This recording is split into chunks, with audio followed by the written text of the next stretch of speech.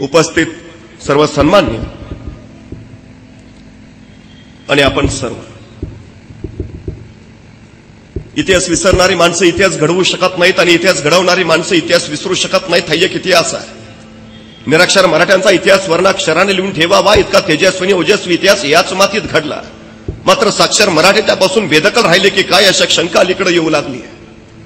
पण शंभू चरित्राचं कर्तृत्व ऐकण्यासाठी एवढ्या संख्येनं आपण इथं उपस्थित राहिलात. एवढी एकच गोष्ट तुमच्या आमच्या काळजामध्ये राजा शिवशंभू अजूनही जिवंत आहेत याचीच ती साक्ष आहे.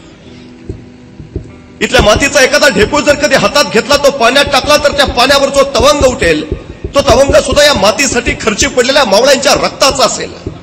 आजूबाजूच्या सह्याद्रीची उंची वाढली ती उगाच नाही. या सह्याद्रीच्या पायाखाली काही जणांनी स्वतःला गाडून घेतलंय तेव्हा तो सह्याद्री अस्मलाशी स्पर्धा करायला गेला. या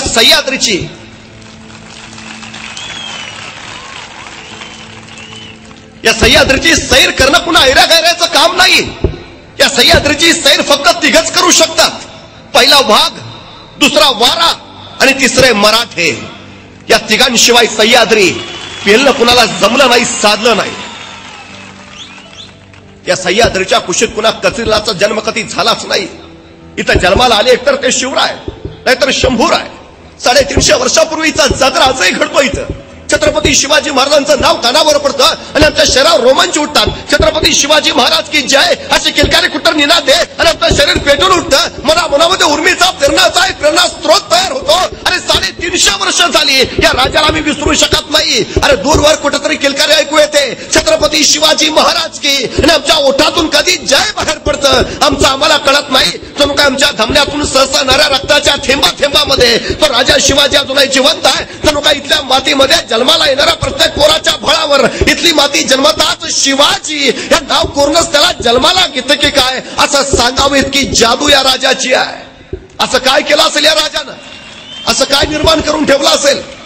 अरे 350 वर्षानंतर जर शिवरायांचं नाव घेऊन आमचं शरीर पेटत असेल, 350 वर्षानंतर शिवरायांचं नाव घेऊन आम्हाला स्फुरण चढत असेल तर 350 वर्षापूर्वी खुद्द शिवछत्रपतींच्या कुशीत जन्माला आलेला संभाजीराजा कसा असेल? अरे कसा घडला असेल? कसा उभा राहिला असेल? कसं असेल शौर्य? कसं असेल धैर्य? कसं असेल धाडस? कसं असेल साहस? कसा असेल अभिमान? कसा असेल स्वाभिमान? कसा असेल पराक्रम? अरे कसं असेल नेतृत्व, व्यक्तित्व, कर्तृत्व?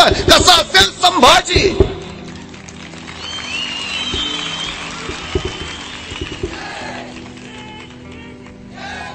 पण ज्यावेळी मी एखाद्या गावरान माणसाला प्रश्न विचारतो संभाजीराजे कसे होते तुम्हाला माहितीये का, तो 2 शब्दात उत्तर देतो.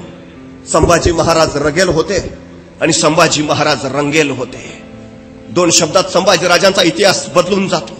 इतिहासानं नाना आरोपांच्या फैरी झाडल्यावर त्यांच्यावर संभाजी स्वराज्य आणि संभाजी रगेल, संभाजी रंगेल. संभाजीराजांनी मराठेशाही बुडवली. संभाजीराजे म्हणजे शिवाजींच्या पोटाला आलेला नादान तख्तनशील वारीस. संभाजीराजे म्हणजे स्वराज्यद्रोही. संभाजीराजे म्हणजे मुघलांच्या गोटात जाऊन मिळालेले. संभाजीराजे म्हणजे छत्रपतींचे पुत्र असून युवराज असून मोगलांना सामील झालेले. नाना आरोपांच्या फैरी झाडल्या.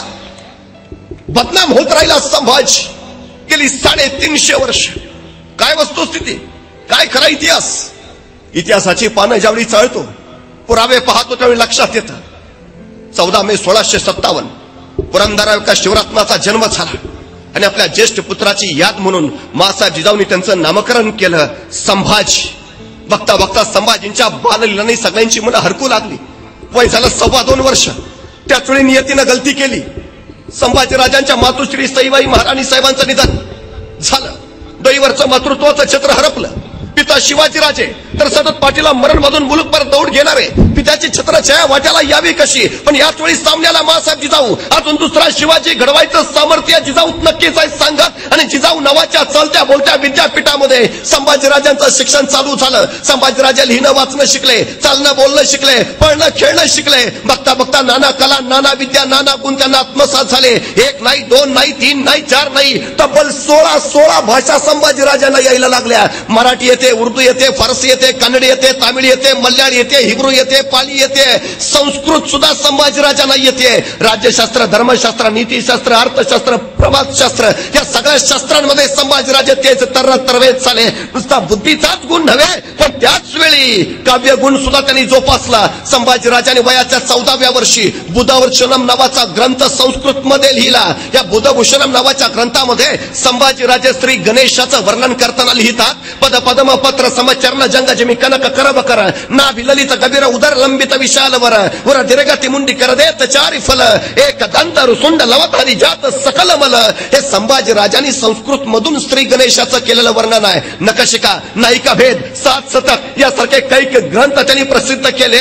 आणि बघता बघता उत्तम कवी म्हणून संभाजीराजांचा नावलौकिक झाला. बुद्धीचं कार्यक्षेत्र काबीज केलंच पण त्याच वेळी शरीर संपदेचं हा संभाजी नाना विद्यांमध्ये व्यायामामध्ये तेच तरवेत झाला. मल्लविद्या, भालाफेक, तलवारबाजी, घोडेस्वारी याच्यामध्ये संभाजीराजांनी मोठी हुकूमत पैदा केली. अरे घोडेस्वारीमध्ये संभाजीराजांचा हात कुणी धरत नव्हतं. तत्कालीन काळामध्ये पळत्या घोड्याला एका पायावर उभा करणारा आणि गर्दीची डोळ्याची पापणी मिठ्ठे तोड फिरवणारा या जगाच्या पाठीवर एकच योद्धा झाला. त्या योद्ध्याचं नाव होतं संभाजी. ही झेप कुणाला बाकी जमलीच नाही. बघता बघता संभाजींच्या या कर्तृत्व गुणांनी स्वराज्य मोहरात निघालं. संभाजीराजांचं येणं जणू स्वराज्याला भाग्यशाली ठरलं. संभाजीराजांचा जन्म झाला आणि स्वराज्य वाढत वाढत वाढत वाढत वाढत निघालं. प्रतिपद्य चंद्र लेखेव प्रतिपदेच्या चंद्राच्या कलेप्रमाणे स्वराज्य संवर्धित होत गेलं. बघता बघता 8.5 वर्षाचे झाले संभाजीराजे. त्याच वेळी महाराष्ट्रावर मिर्झा राजे जयसिंगाचं आगमन झालं आणि छत्रपती शिवरायांना नाईलाजानं तह करावा लागला.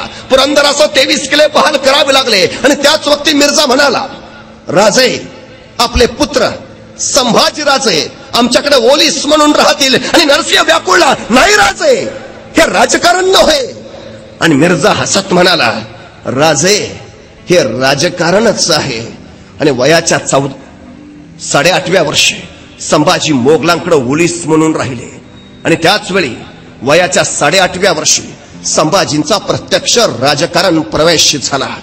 यथा काल शिवरायांनी मनसबी पत्करल्या, औरंगजेबानं मनसबी धाडल्या. शिवरायांना 5000 मनसबदार तर संभाजीराजांना 7000 मनसबदार केलं.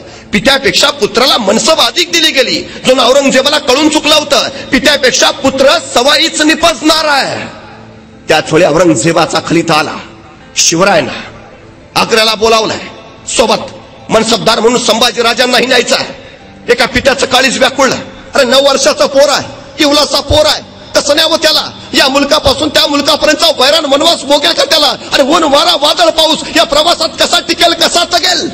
पण त्याचवेळी शिवरायांना लक्षात आलं, अरे संभाजी म्हणजे एका शिवरायांच्या पोटाला आलेला पोर नाही, तर सह्याद्रीच्या कुशीत आणि महाराष्ट्राच्या मुशीत जन्माला आलेला मराठ्याचा पोर आहे. ते धैर्य ते शौर्य त्याच्यात आई आहेच.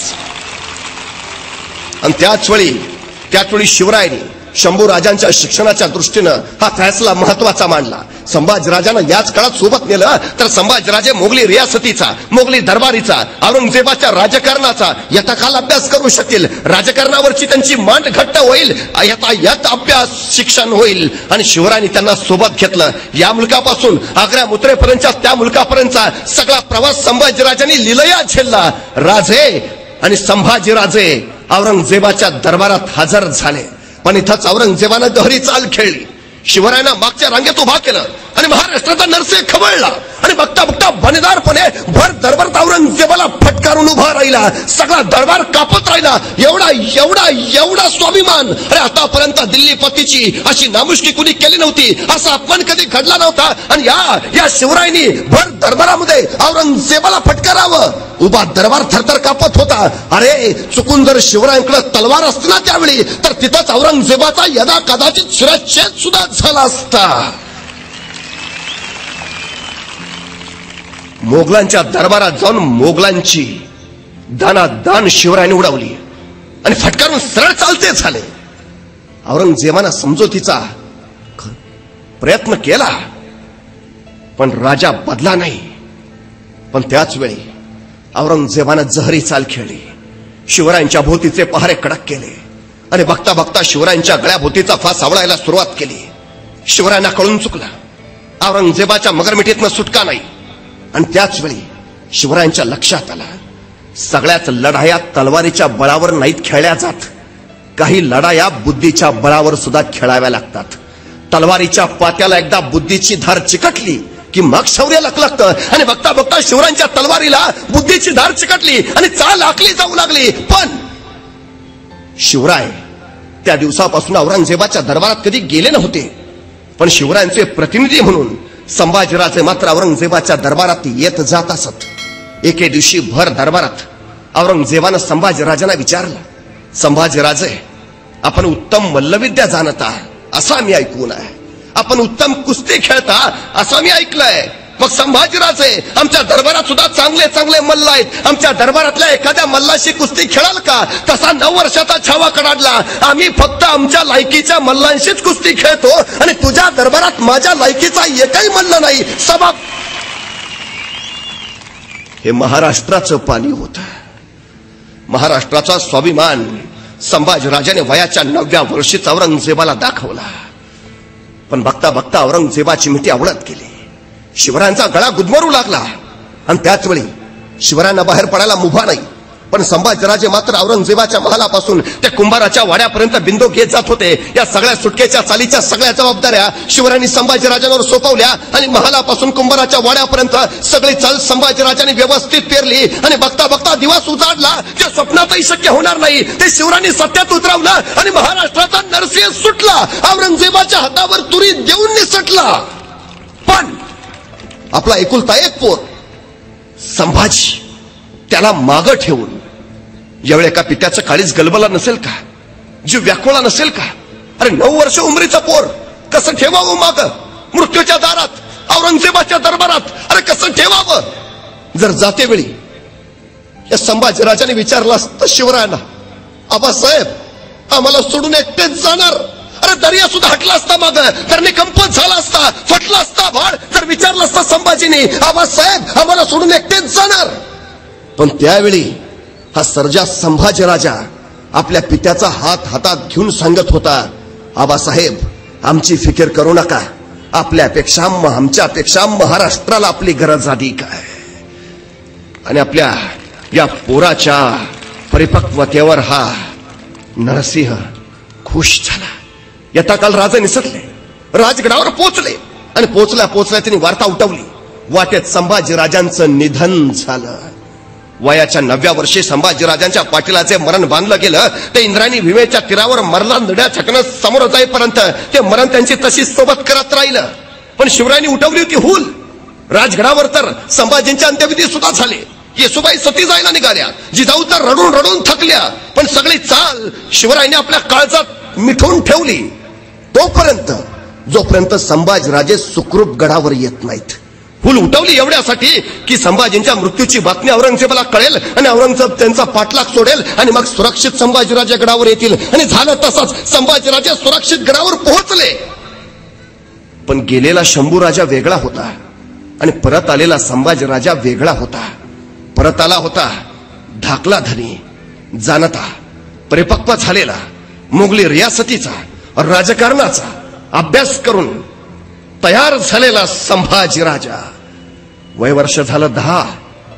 त्याच वेळी शिवाजीराजांनी संभाजीराजांना विचारलं, संभाजीराजे आपण लेखणी तेच चालवता, पण आपली तलवार आणि उसळला छावा आज्ञा द्यावी आबासाहेब. आणि आज्ञा दिली. गुजरात खांबात प्राण टिपण्याची आणि 10,000ची फौज घेऊन चढण निघाला. दवल्याचा लोट काळ्या कबीने ढगाने उरात घ्यावा तसा शौर्याचा लोट घेऊन निघाला. कोसळला गुजरातवर, खांबात टिकलं, बागानगर लुटलं, मामे जाधवराव कसे कैद केले आणि स्वतःच्या शौर्याची मोहर स्वराज्यावर उमटली. आणि त्यांच्या युद्धनीतीने अनेकांच्या नजरा विस्तारून गेल्या. शिवरायांना बातमी कळाली आणि कडाडले शिवराय, त्या 32 तोफांना आमचा बचडा जीत घेऊन रायगड जवळ करतोय. आणि स्वराज्यावर संभाजींचा पहिला पराक्रम उमटला.